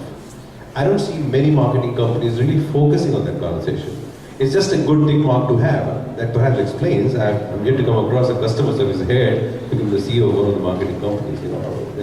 There's a reason. He's just managing complaints. He's a complaint box right now. And I think that's a significant shift which is being forced on us, right? And Western world, because most categories are deeply penetrated now, the only way is to win loyalty of consumers, to survive, not to get them in, chew and spit sort of marketing principle. That's one. Second, to the point specifically in Nimal, it's known, so it's a no-brainer, the fact that it requires a certain cultural shift as well as a certain infrastructural shift, both at the agency's end as well as at the client end. And there are some real problems. I come from an agency and I can empathize with that situation at the agency end as well. Unlike our traditional method, where making money is honestly is relatively easier, you produced a commercial, and if you had a client who would run that for the whole year, you basically had money for Jan, right? So, did nothing really, right? In this context, largely in the digital space, your work actually begins once you launch. there's very little you do, not little, but not something so significant you do before you launch it. But your real work is because you have to sort of monitor it, you have to drive it every day, modify it every day. Now that requires a certain kind of skill and resources, and that requires money. Now the issue is, clients don't get that point.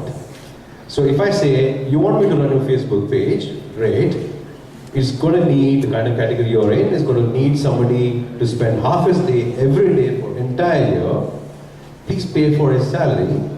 And say, no, what is this? What is this whole thing about? On the other hand, agencies are not coming around, and in the West, a lot of agencies have, successfully. They're not willing to be paid for performance, right? We are very happy and contented with predictable revenue growth sources, and we're fine with that, right? So there's an inertia.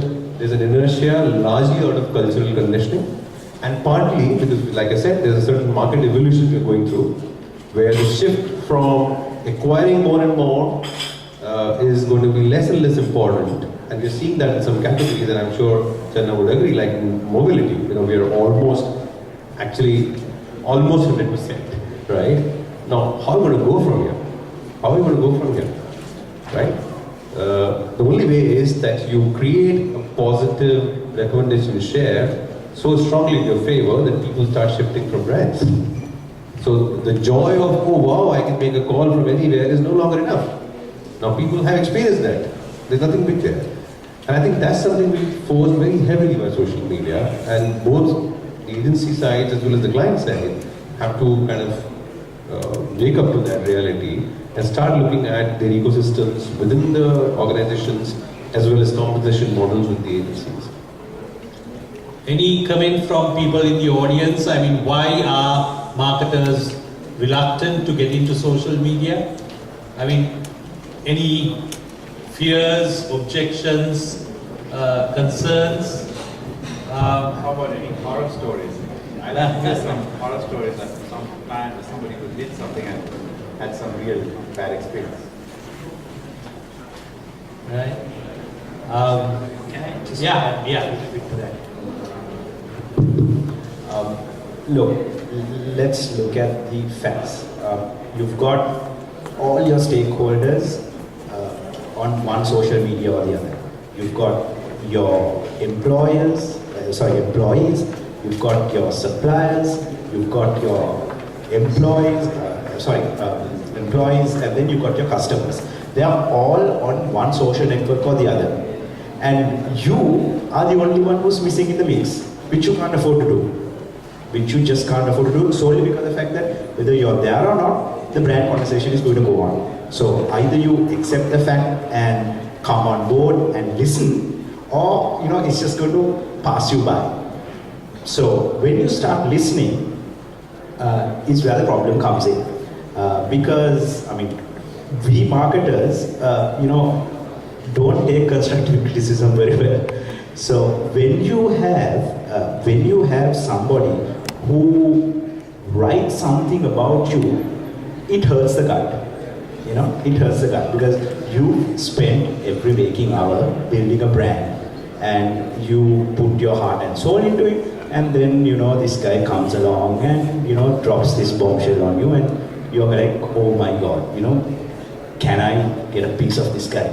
That's the brand ego that you need to let go, because that doesn't just do you any justice at all. So what you need to do is, we go through that every day. I'll be very frank with you, and I'll give you a very good example. Especially service brands like us, to be honest, don't deliver on the brand promise every day, every waking minute. There are service outages, there are diesel runouts, there are so many things which happen. And then this guy comes along, talks about one single tower which has gone down. And then you feel it. You get involved. You go haywire. But then what you need to do is, you need to accept the fact. First of all, you need to acknowledge, because one thing, me as a consumer, hate is being ignored. I think everybody hates being ignored.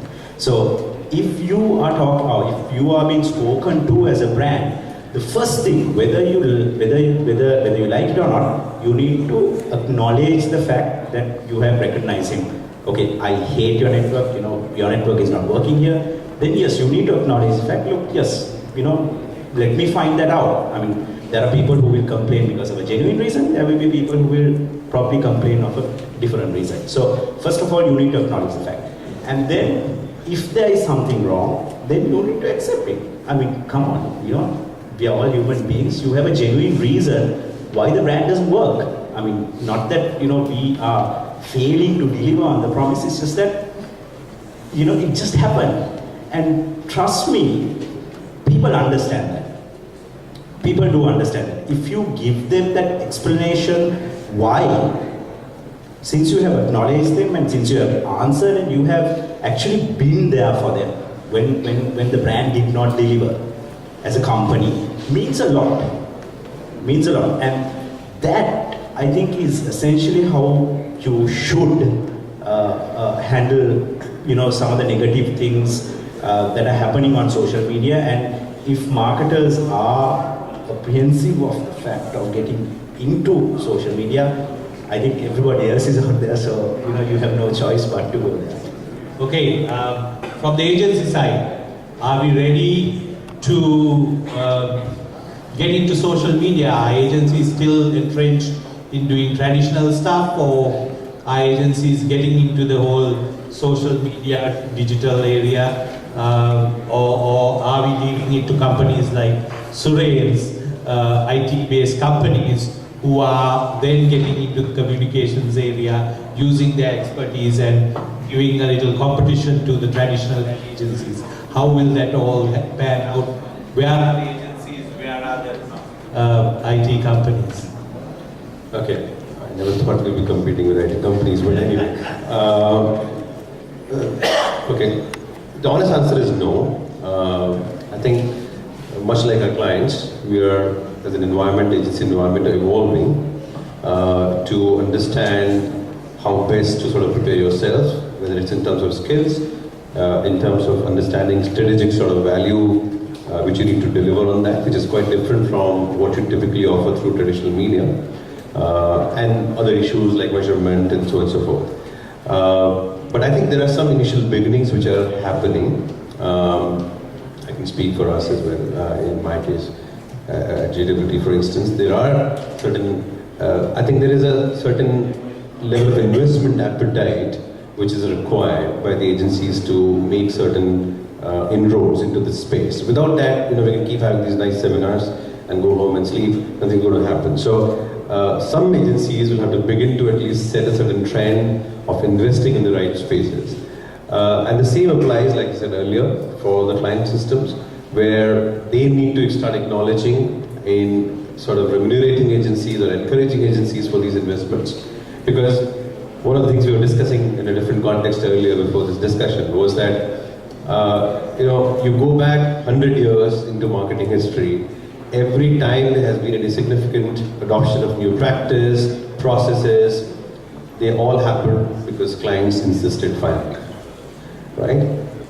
And I personally believe you get as good an agency as you are as a client, right? So, and the reality is, in terms of the investment appetite, clients always have a bigger appetite. That's known.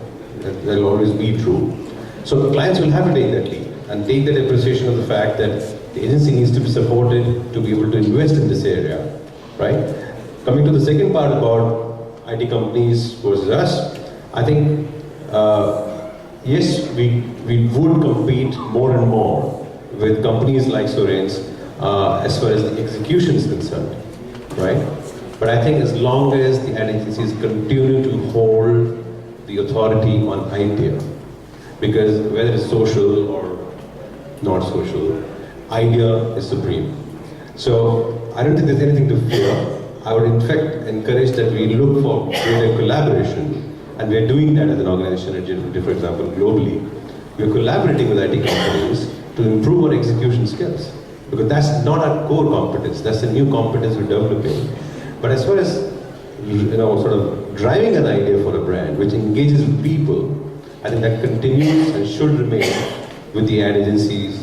Because if we lose that, I think we are not in the right business. So that's the answer to the question. So, Ray, do you agree? I mean, should agencies be the brand idea and brand ideas people, and then work with people, technical people with, such as your company, to collaborate to deliver the goods? I mean, is that the marriage that will work well, or are you saying that you can get into the communication area yourself and that you are now ready to go? Yes, Angelo, before that. Let's acknowledge that that was actually a question on the Twitter feed, which Himanshu answered, about the collaboration. So, perfect segue into that. Yeah, I think like Himanshu said, IT companies, if I talk about IT companies, in the last 5 years, the IT companies also has been innovating. It's more than an IT company, it's becoming a technology creative company.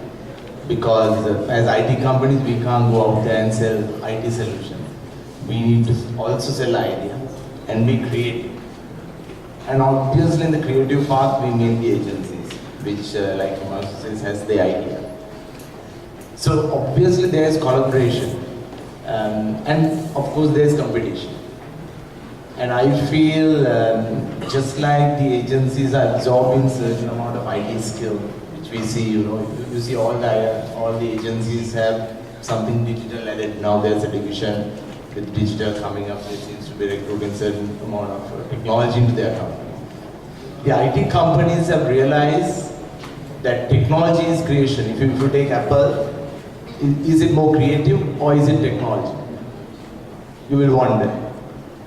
Apple's applications, which actually created a lot of creativeness, which changed the role. You can just ask yourself, is it technology or is it creative? Which part is it more? So I don't think there is now there is a division or a border where it's creative and technology. It's mixed. It's a whole blur. And so as IT companies in Sri Lanka also, we will innovate ourselves and we will create ourselves and offer a good solution to the customer. Just going back, if I have a minute, on the conversations we had, we as marketers or whatever, we feel that digital begins only when it starts. But if you really see the science of social media and digital marketing, there's a lot of planning ahead. You can actually give your customer a plan on digital and say that certain amount of customers will,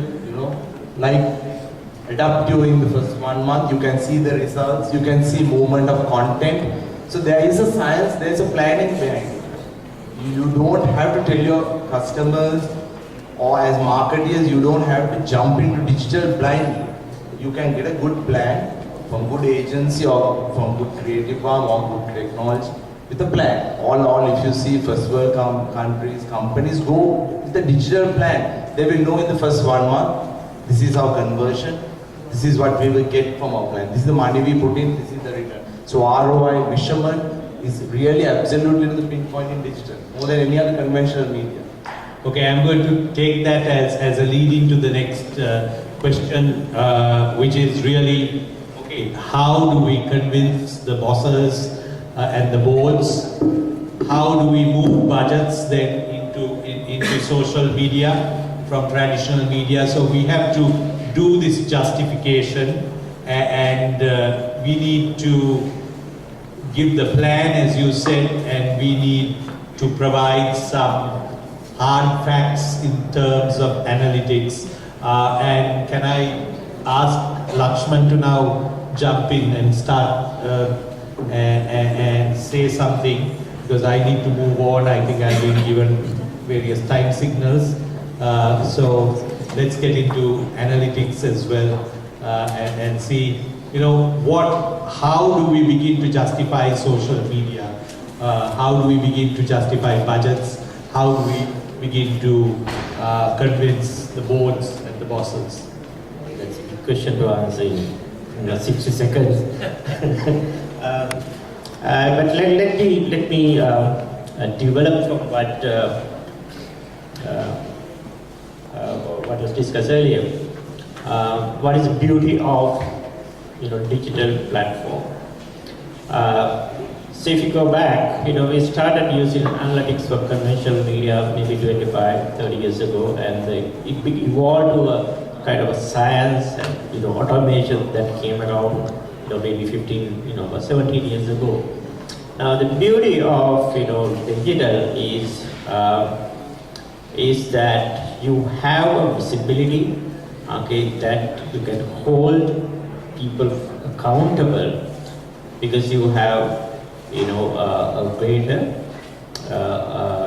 tools which you can use, fine-tune tools. I'm not going to go into a lot of details, but there are 3 kind of measurements. If you are in digital, in my opinion, you must use. First is quite similar to what you do in your conventional media, because what can you measure in conventional media? You can measure reach, you can measure ODS, or you can measure frequency in a very conventional sense. Most of the time you are not really measuring it actually, but you are having some kind of an approximation. So therefore, what is my CPRP and what is my this year CPRP versus last year CPRP? What is the cost of reaching 1% of effective reach last year versus this year against previous campaign, against my competition, the whole lot of things you do. But the problem with most of these things, the conventional media measurement, they are approximations. They are not really real. They are good enough only for the purpose of comparison. But the beauty of digital media is, you will know exactly the numbers. The first level of the basic level is your reach measurements. That's what you mean by how many people saw my ad, how many people saw my Facebook page, how many people looked at my Twitter post. That kind of very basic level measurements. Now, are these measurements good enough to market your digital campaign to your client? Yes, sometimes it depends on the client. It depends on to what extent the client is sophisticated and to what extent client wants to make this campaign intense or deep. The next level most of the time, as you said, Sanna, you can understand the frustration you are going through because I've been selling digital for the last 14 years. And clients like to see, what is the engagement? How many people like me? Now, you may ask, just because somebody liked my page, what does it mean?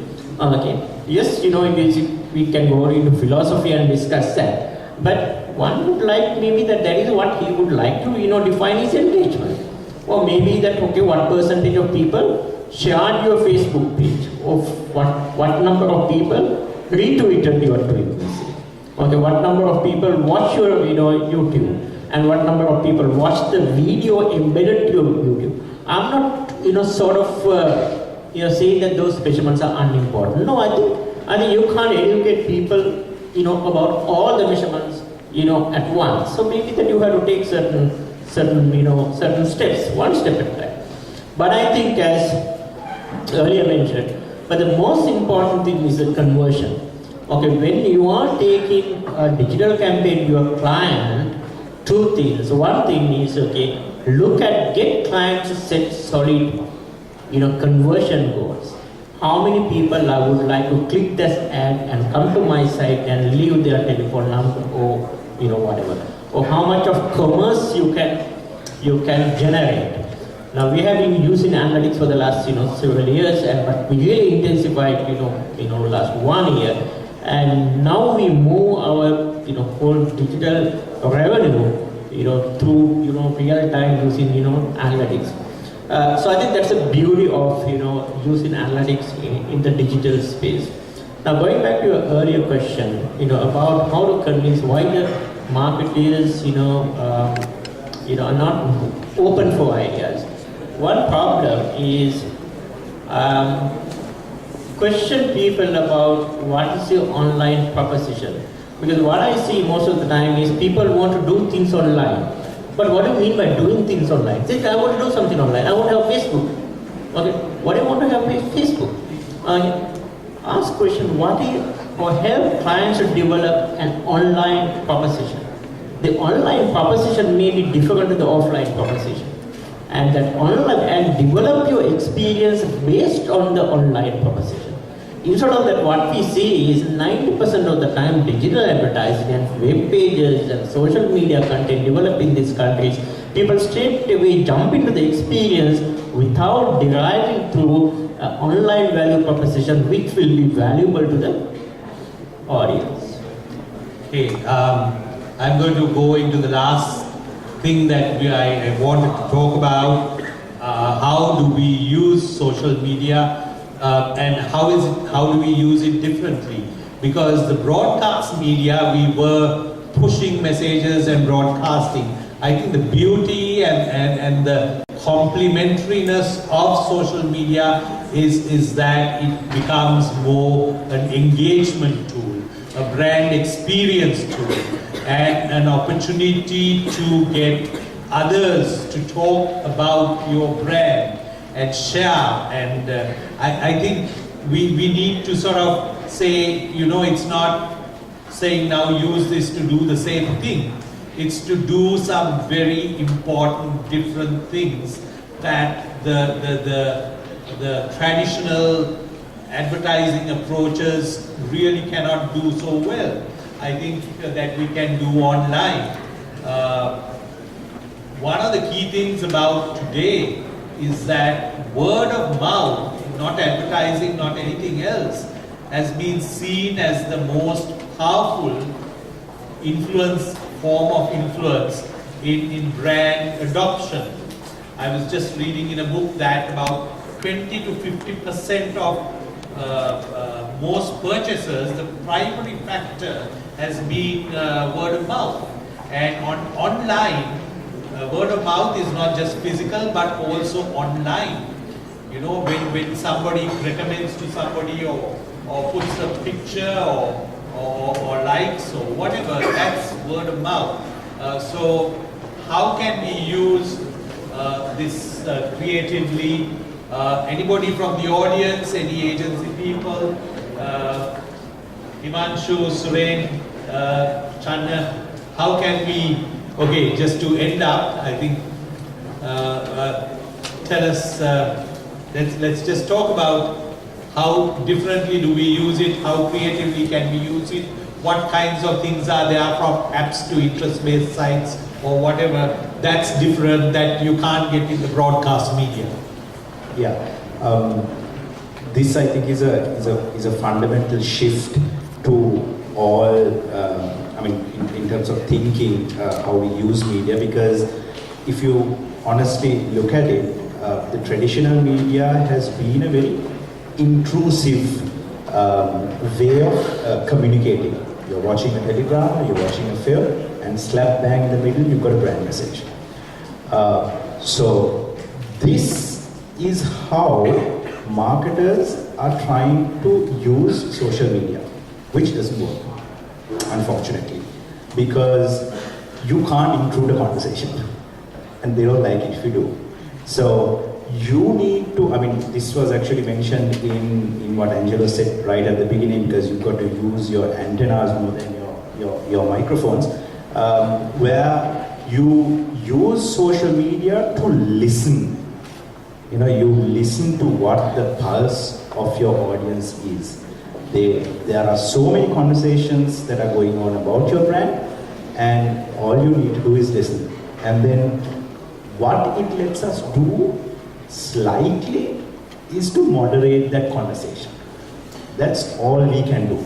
You can't, if you think that you can do something more, I don't think it's possible. So the only thing that we can do is to moderate it a little bit to the benefit of the brand. But again, that little moderation pays big dividends because you're actually changing the perception of an individual. And if that individual is a peer leader, that brings in huge benefits. So I think that is how you essentially differentiate in how you use traditional media compared to social media, at least in the way I think. Yeah, quite agree with what you're saying, but I'll add one small perspective to it. I think we need to recognize that people are not waiting to hear brand messages there, right? Nor are they waiting to see the online version of Hit Ad magazine, which throws in freebies on this and freebies on that. That's quite sickening, boring for them. What we observe globally, and I think it's here to enter even our market as well. I think because there isn't a direct brand story conversation or product story conversation which is fairly possible, what you create is certain platforms, and I'm using the word create things people engage with, right? So it's part of content creation exercise, but what you do is that you create a relevant platform through which people engage. People need to be doing something there and not just receive an online version of a television commercial there, right? So it could be a simple thing as an app. So it could be an app, for instance, which, let's say, for a Sandnap brand, for example, could be helping track their monthly cycles for women, right? But so it's a great utility for a lot of women, right? But what it does there is seeds in a certain brand benefit, a certain engagement. Now people are engaging. There is a certain parallel benefit they're deriving out of that. And by the by, they get exposed to certain brand messaging and they like that thought.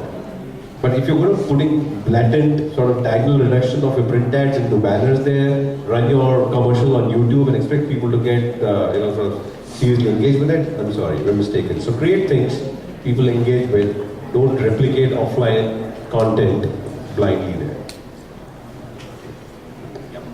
Quickly to add on what Himanshu said, this is something extremely interesting, that you do something which is relevant. I just want to mention one very interesting case which I usually use when we try to help people to understand how digital media works. What he said is don't extend your traditional advertising platform to your digital. Procter & Gamble has a website called beatgirl.com. Beatgirl.com the brand is supported by the sanitary napkins brand, but it is not Tampax.com.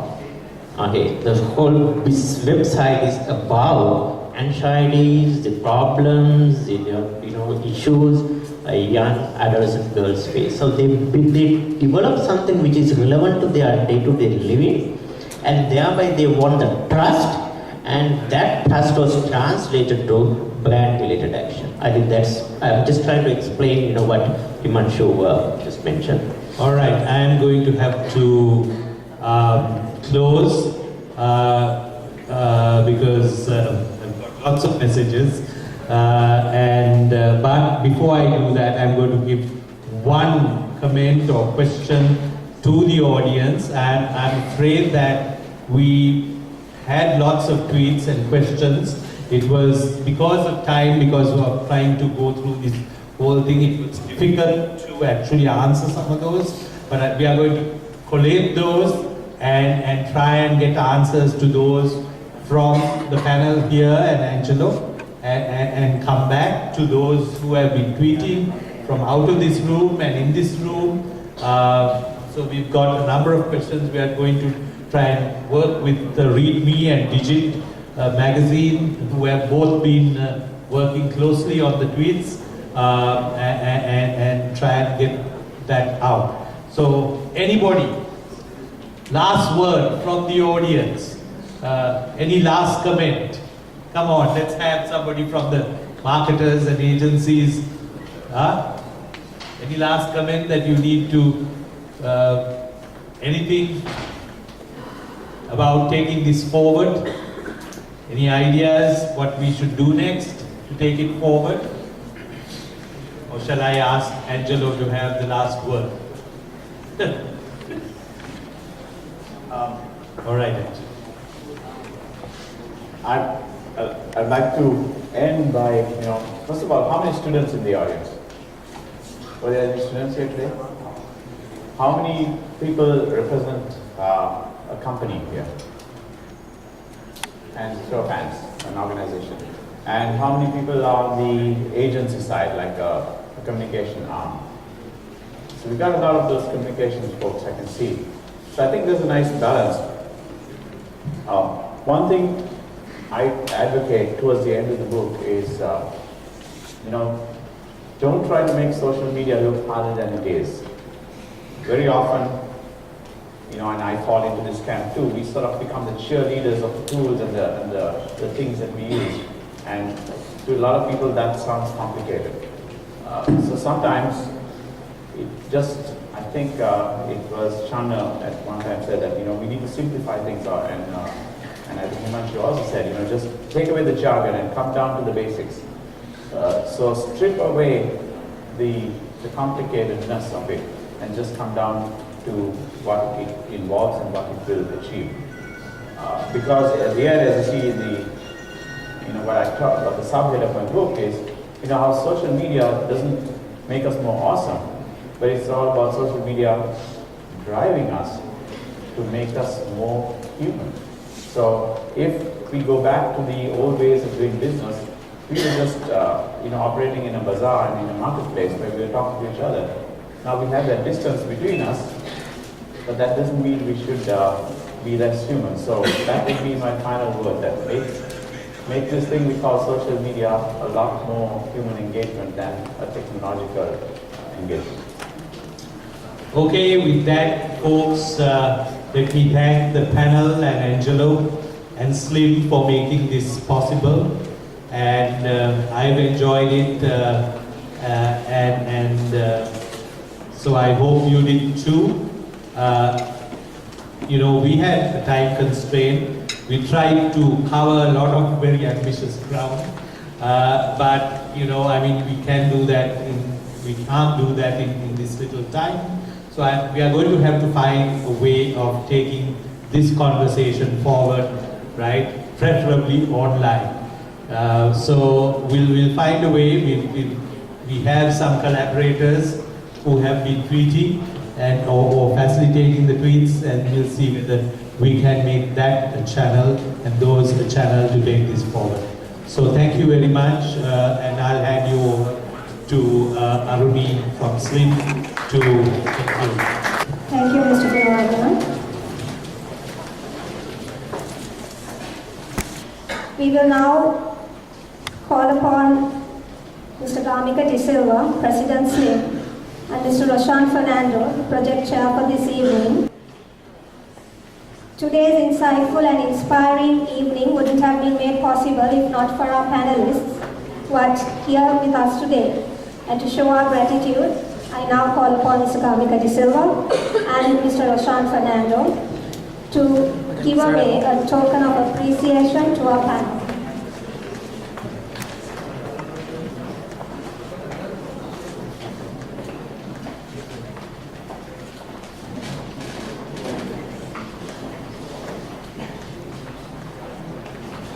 Mr. Angelo Fernando.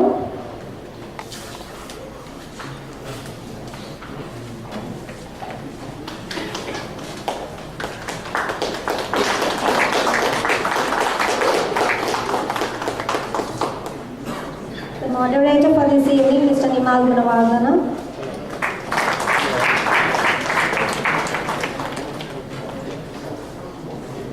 Mr. Himanshu Saxena.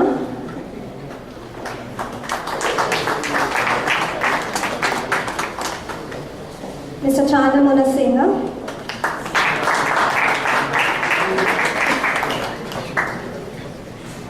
Mr. Suren Kombage,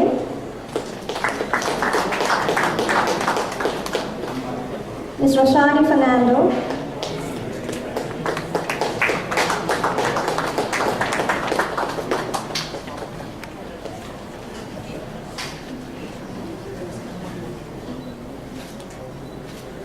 and Mr. Lakshman Bandaranaike.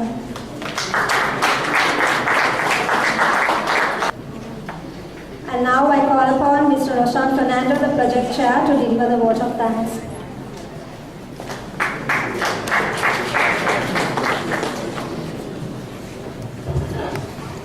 Thank you, Aruni.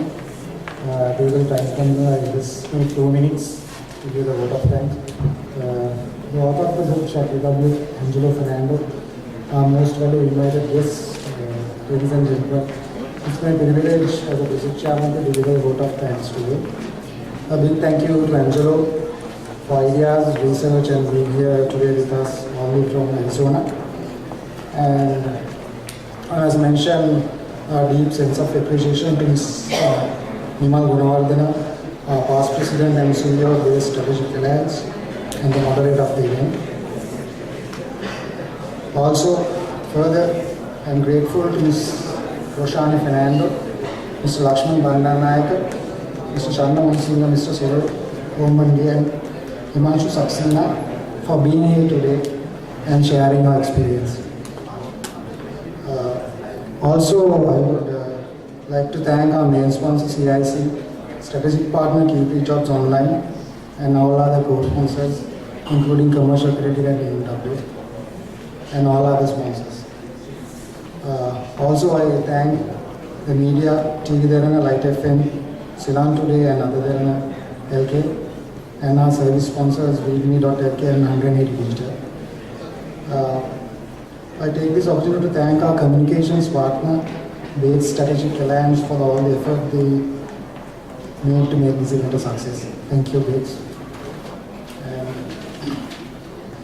also, 7-piece solution and staff of Kingsbury for hotel arrangement and dynamic care for technical assistance. All our participants, dear friends, thank you for being here. I thank Mr. Kamukini Zibla, President Sri Lanka Institute of Marketing, for the guidance and support given to us. Council and the Executive Committee of STREAM, staff of STREAM headed by CEO Mr. Sanath Senanayak and STREAM members. And at the last but not the least, my committee. The event like this cannot happen overnight. I thank my committee members who worked hard for this event. Thank you.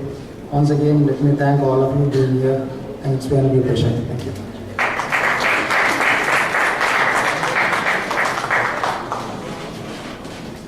Mr. Angelo Fernando's book, The Czech Republic, is available at this venue, and for anyone who's interested could purchase it from the entrance. I hope today's event was insightful and useful to you all, and you will now go back with exciting new ideas to launch your future marketing campaigns using social media. Thank you all for your attendance and have a good evening.